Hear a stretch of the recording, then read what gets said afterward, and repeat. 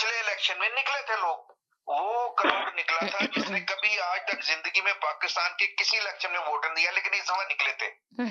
اس کا مقصد یہ ہے کہ جو شعور آیا ہے، اسی کو شعور بار بار کہتے ہیں، وہ کیا شعور، اسی کو شعور کہتے ہیں کہ وہ ان لوگوں نے آ کے اپنے ووٹ کا استعمال کیا تھا۔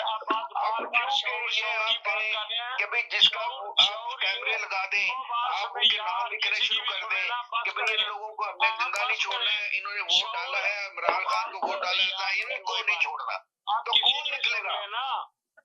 میرا مقصد ہے یہ کیوں جنگ ہے، یہ جنگ نہیں ہے۔ لوگ اپنے ایک رائے کا اظہار کر رہے ہیں اور یہ سمجھتے ہیں کہ یہ ہمیں اس طرح یہ بندہ ہمیں چاہیے، ہمیں وہ 30 سال پرانے بندے نہیں چاہیے، ہمیں ان کی اولادیں، پھر ان کی اولادیں، پھر ان کی اولادیں ہمیں نہیں چاہیے۔ آپ جیسے لوگ کہتے ہیں کہ جی ہمیں منظور ہے، تو بسم اللہ۔ پاکستان میں بہت سارے لوگ ہیں جو اس بات کو نہیں مانتے، تو نہیں مانتے بھئی، بات کیا ہے اس میں؟ نہیں چاہیے کہ اس کا دادا بھی کیونکہ تھا، چلیں اب میرے ساتھ ایک کالر ان کا بھی لے لیں میسج سر، ایک سیکنڈ ان کی بھی کال سن لیں، ان سے بات کر لیتے ہیں، لہذا اس کے بیٹے کو بھی بنائیں۔ سنیں ان کی بھی کال لے لیں ذرا سا پلیز، ان کی کال سن لیں۔ جی ہیلو جی، السلام علیکم۔ جی وعلیکم السلام۔ دیکھیں جی، ایک تو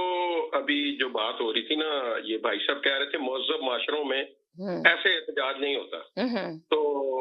فرانس میں دیکھیں کس طرح کے احتجاج ہوئے تھے، ایک جواب ان کا یہ دے دیا۔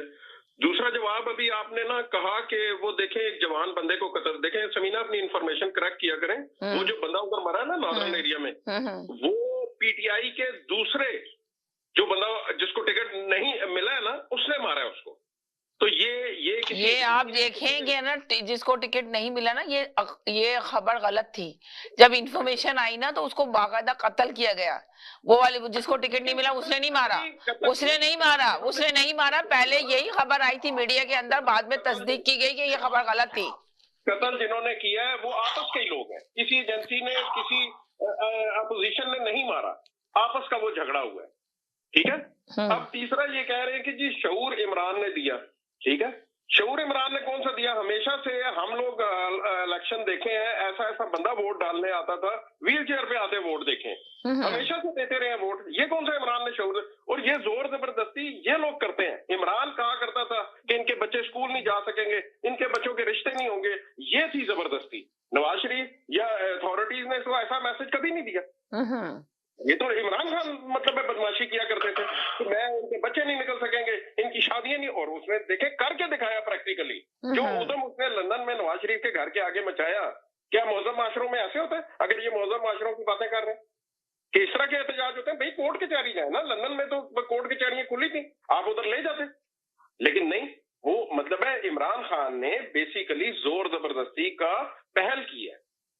تو اب پھر وہ بھگت رہے ہیں۔ اور اب غیرت مند لوگ دیکھیں، جو مقدمے چل رہے ہیں آج عدالت میں،